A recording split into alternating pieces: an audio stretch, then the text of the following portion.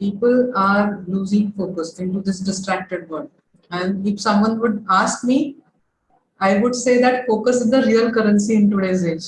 That's the real currency. If you can manage your focus on the important tasks, then I think you have won the battle. But what happens is in today's scenario, if we talk about this corporates and the job profiles, there is a lot of multitasking which happens, and we have basically we all the time are busy into doing so many things together, checking emails, responding to people.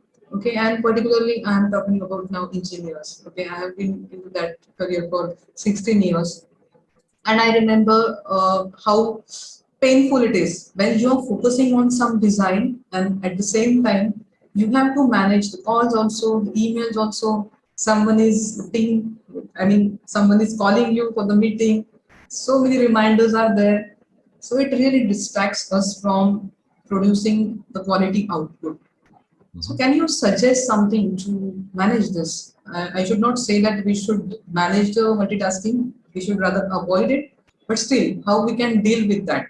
It's a huge problem, and part of it is understanding uh, how you work the best. Some people that are the most effective in doing deep work are they're the ones that recognize their personality type and what works best for them.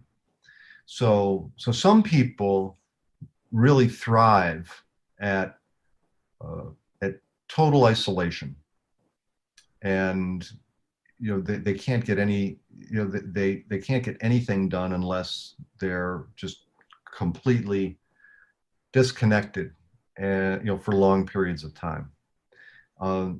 But I think in today's world, particularly for today's professionals, it's more of a strategic time during the day of when you're identifying when your mental stamina is at its highest, and then being making that a non-negotiable period of time through which you aren't trying to juggle many things at once. There's when we talk about multitasking, I mean, it's in the computer world, multitasking is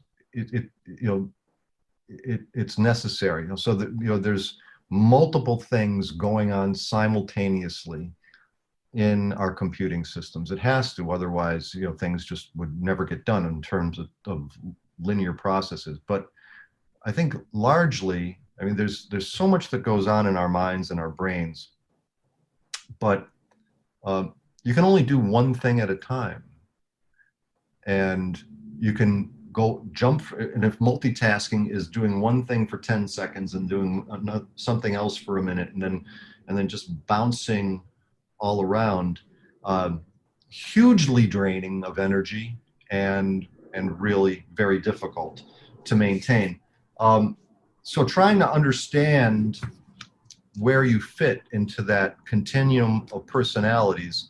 I mean, there's a whole book that's been written about that. Here, this is one of the several books that I'd like to mention and recommend, and some of my favorites is Deep Work by Cal Newport, who's an ex MIT guy, professor of computer science, and Rules for Focused Success in a Distracted World, Deep Work. And this goes into a lot of detail about an individual's approach towards maintaining high levels of focus so that you can achieve more and more.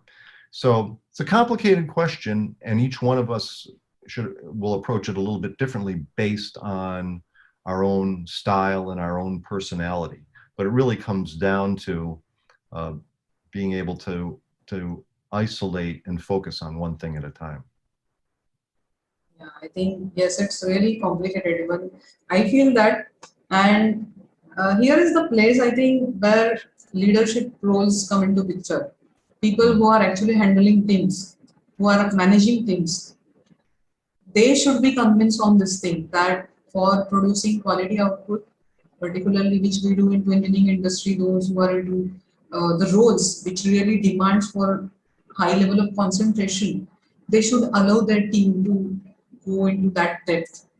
Okay, and they should not more often disturb it by assigning them more tasks or just distracting them with another activities. And when people at leadership levels they will understand these things, then this problem might be solved to some extent. That's what I think, and I hope it will actually more and more people will become aware of these things. Otherwise, there won't be any quality work when it comes to detail engineering or core engineering sector or even research and development sector, because all these things really requires very deep work. And I think the book which you suggested, I think it will really help the audience.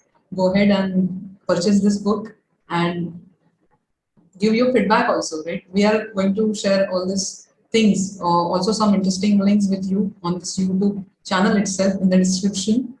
So don't worry that even if you are not noted, we will be giving this list to you.